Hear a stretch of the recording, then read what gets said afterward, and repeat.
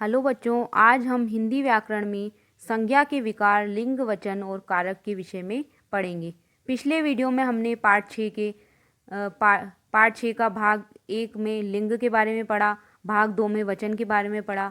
आज हम कारक के विषय में पढ़ेंगे। तो सबसे पहले हम कारक के बारे में पढ़ते हैं। यहाँ पर कुछ चित्र दिए गए हैं, उसको आप ध्यानपूर्वक देखिए। निकिता ने ईशान के लिए चाय बनाई।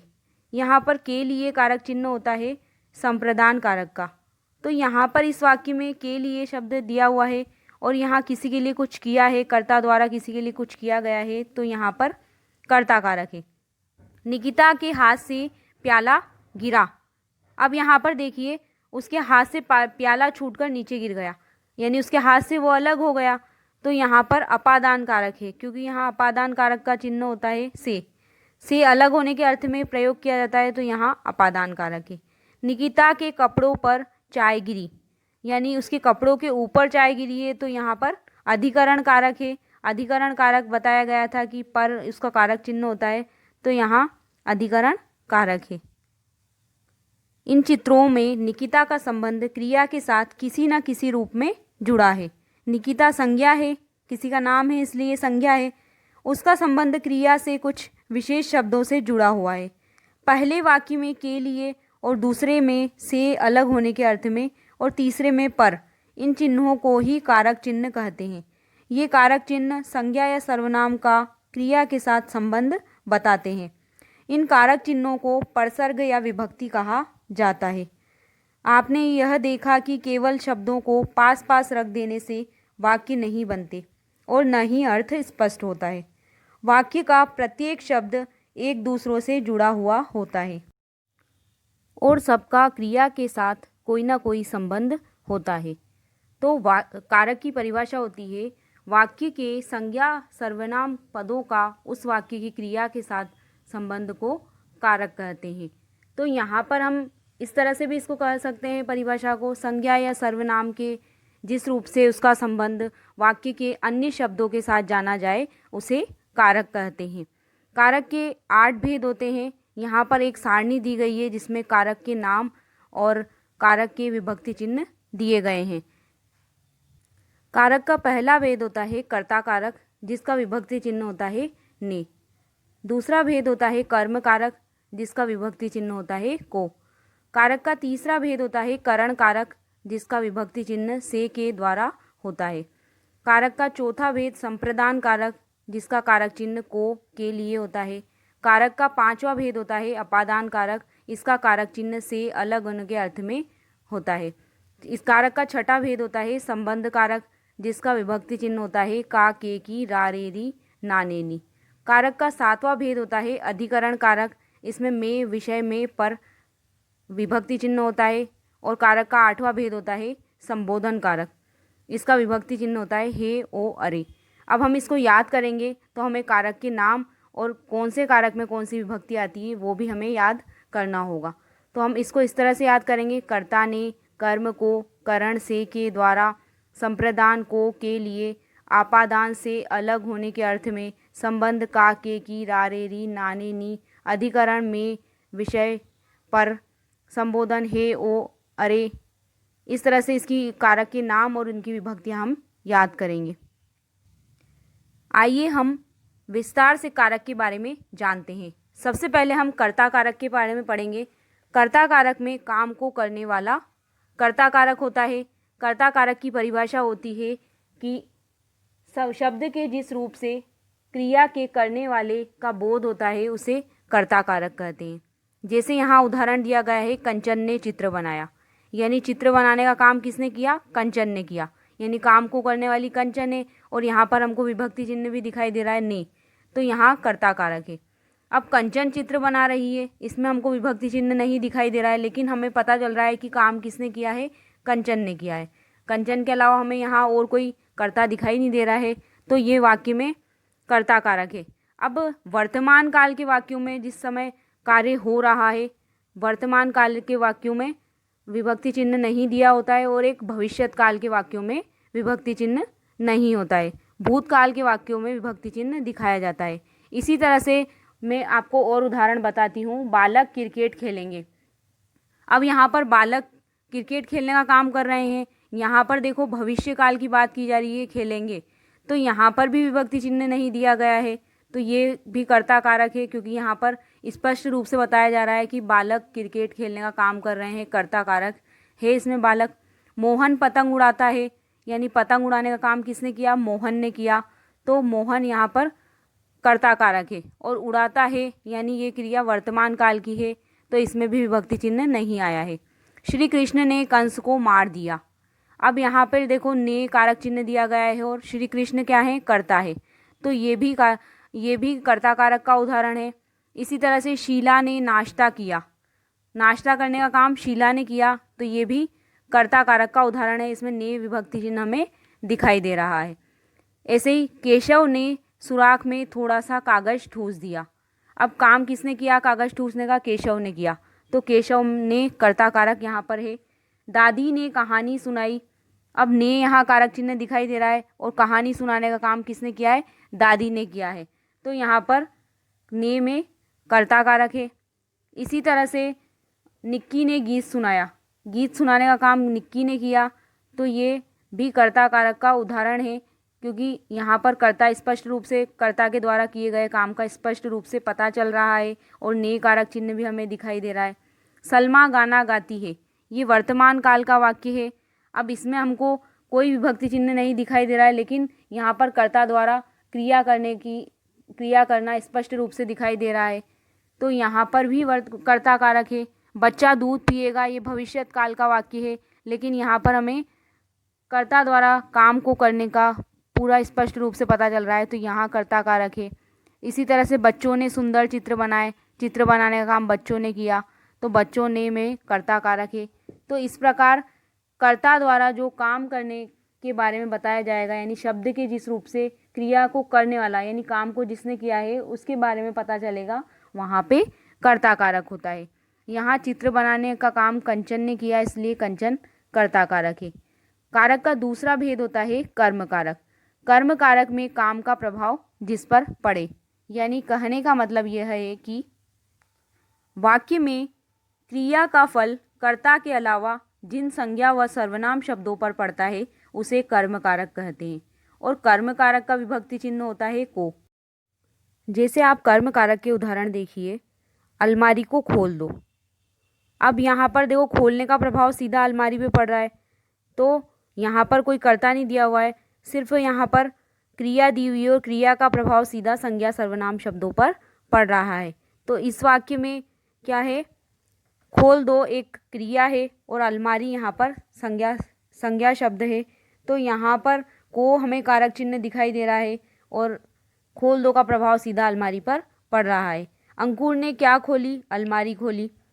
अंकुर ने अलमारी खोली, यहाँ खोलने का क्रिया का प्रभाव है और अलमारी पर पड़ रहा है, इसलिए अलमारी कर्म कारक है। इसी तरह से अध्यापक बालकों को पढ़ाता है। को कारक चिन्ह हमें यहाँ दिखाई दे रहा है, जो कि कर्म कारक का कारक चिन्ह होता है और पढ़ाने का प्रभाव सीधा किस पर पड़ रहा है? पुस्तक पढ़ाने का प्रभाव बालकों पे पड़ रहा है, तो इस वाक्य में भी कर्म कारक है। इसी तरह से नेहा ने सुरेश को पढ़ाया। पढ़ाने का सीधा प्रभाव किस पे पड़ रहा है? सुरेश पर पड़ रहा है, तो इस वाक्य में को कारक चिन्ह में दिखाई दे रहा है, तो ये भी कर्म कारक का उदाहरण है। गरिमा ने निकिता को संगीत सिखाया। संगीत सिखाने का सीधा प्रभाव निकिता पर पड़ रहा है। अब को कारक चिन्ह भी हमें यहाँ दिखाई दे रहा है, तो इस वाक्य में भी कर्म कारक है। इसी तरह से कर्म कारक के मैं आपको और उदाहरण बताती हूँ।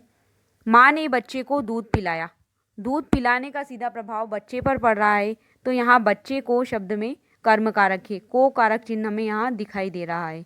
ईशा कुत्ते को रोटी डाल रही है।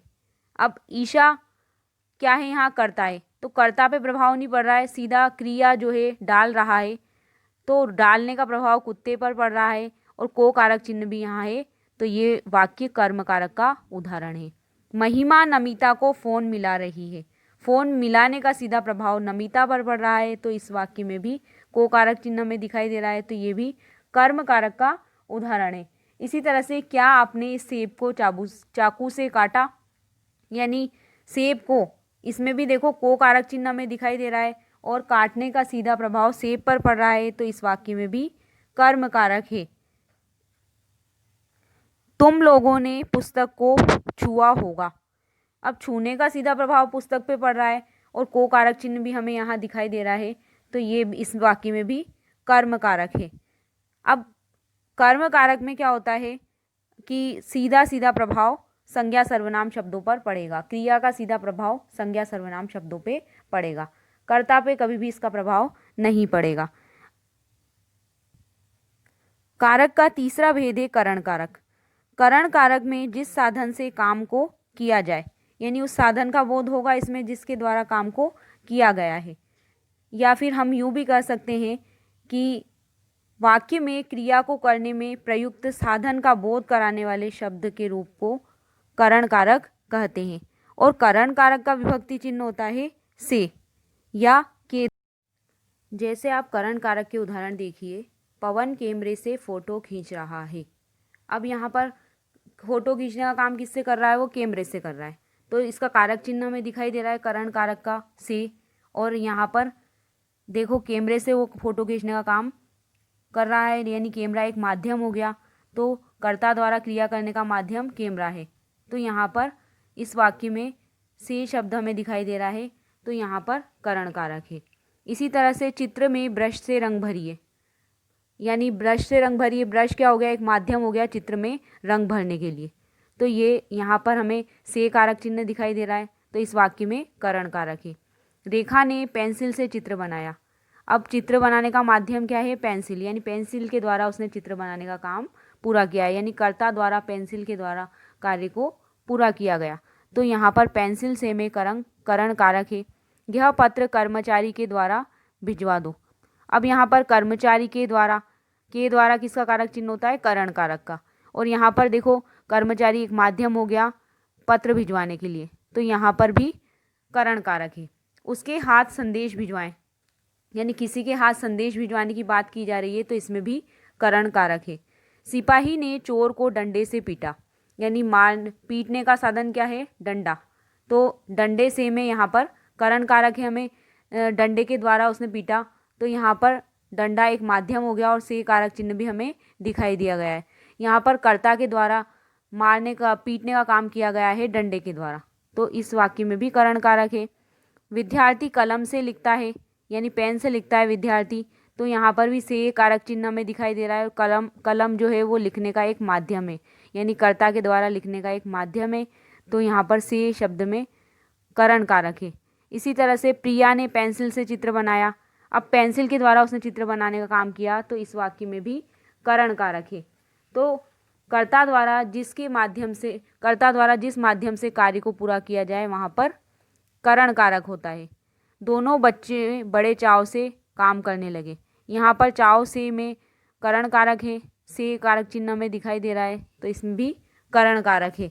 तो यहाँ पर देखिए आपको सभी में कर्ता द्वारा क्रिया करने का माध्यम का बोध हो रहा है।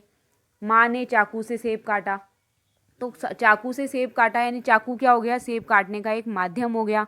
माँ क्या हो गई, कर्ता के द्वारा काम किससे किया गया, चाकू से किया गया, तो यहाँ पर से कारक चिन्ह दिखाई दे रहा है, तो ये उदाहरण भी करण कारक का है। अब देखो लड़कियां साइकिल से जा रही है। अब लड़कियां किससे जा रही है, साइकिल से जा रही है, यानी जाने का काम किससे किया गया, लड़कियों के द्वारा साइकिल से किया गया, तो साइकिल से में करण कारक है। कारक का चौथा भेद होता है संप्रदान कारक। संप्रदान कारक में जिसके लिए काम किया जाए। अंजलि दादी जी के लिए आइसक्रीम लाई, यानी यहाँ पर क्या हो रहा है, कर्ता द्वारा किसी के लिए कुछ किया जाए या कुछ दिया जाए, वहाँ पर संप्रदान कारक होता है। तो जैसे कर्ता के द्वारा जिसके लिए कुछ, यहाँ पर आप वाक्य पढ़िए, अंजलि दादी जी के लिए आइसक्रीम लाई। अंजलि क्या है, कर्ता, यानी लाने का काम किसने किया, अंजलि ने किया, तो यहाँ पर के लिए शब्द हमें दिखाई दे रहा है जो कि कारक चिन्ह है संप्रदान कारक का।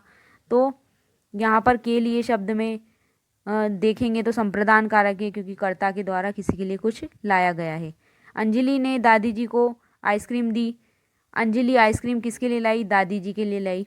अंजलि ने आइसक्रीम किसे दी, दादी जी को दी। यहाँ अंजलि ने दादी जी के लिए आइसक्रीम देने का काम किया, इसलिए दादी जी के लिए दादी जी को संप्रदान कारक का ये वाक्य होगा।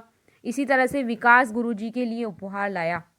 अब यहाँ पे के लिए कारक चिन्ह हमें दिखाई दे रहा है, और जो हम कारक चिन्ह पढ़ रहे थे उसमें संप्रदान कारक का कारक चिन्ह था के लिए या को। अब यहाँ पर दिया गया है के लिए शब्द, तो के लिए यानी कि विकास क्या है, कर्ता है, कर्ता के द्वारा गुरुजी के लिए कुछ लाया गया हो, तो यहाँ पर संप्रदान कारक है। निक्की ने भूखे को भोजन दिया।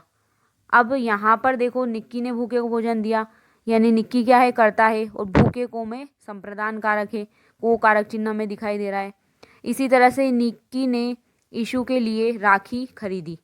अब निक्की क्या है, कर्ता है, और किसी के लिए उसने कुछ खरीदा है, तो के लिए कारक चिन्ह भी हमें यहाँ दिखाई दे रहा है, तो इस वाक्य में संप्रदान कारक है।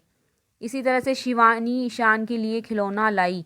अब शिवानी क्या है, कर्ता, और वो किसके लिए लाई खिलौना, ईशान के लिए लाई, तो के लिए कारक चिन्ह हमें यहाँ दिखाई दे रहा है, तो इसमें भी संप्रदान कारक है। संजीव अपने भाई के लिए कार लाया।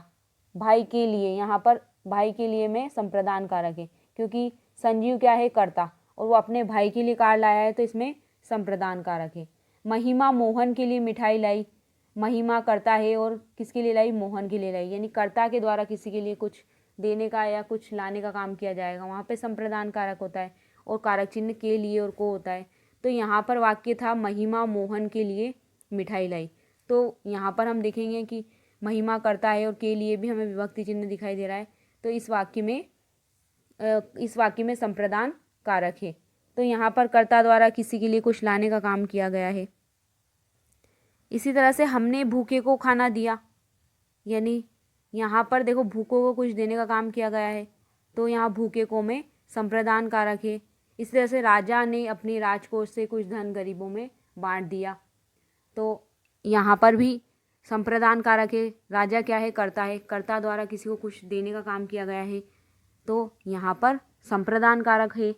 तो यहाँ पर इस तरह से होगा कि वाक्य में जिसके लिए कुछ किया जाए या जिसको कुछ दिया जाए वहाँ संप्रदान कारक होता है, या कर्ता द्वारा किसी के लिए कुछ लाया जाए या कुछ दिया जाए तो वहाँ पर संप्रदान कारक होता है, या फिर ऐसा भी कह सकते हैं कि जिसके लिए कुछ काम किया जाए।